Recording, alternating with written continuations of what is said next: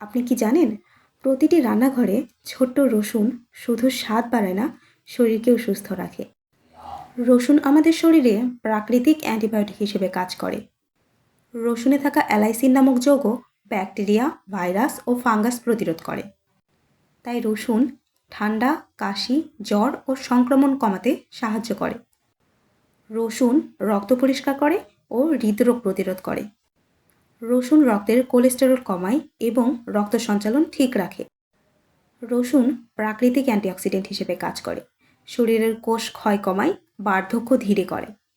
রসুন পেটের ব্যাকটেরিয়ার ভারসাম্য বজায় রাখে, যার ফলে হজম প্রক্রিয়া সহজ হয়। কাঁচা রসুন শরীরের জন্য সবচেয়ে বেশি উপকারী। রসুন কুচি করে বা থেতো করে বা চিবিয়ে খেলে অ্যালাইসিন সক্রিয় থাকে। প্রতিদিন 1 থেকে 2 কোয়া রসুন আমাদের শরীরের জন্য যথেষ্ট।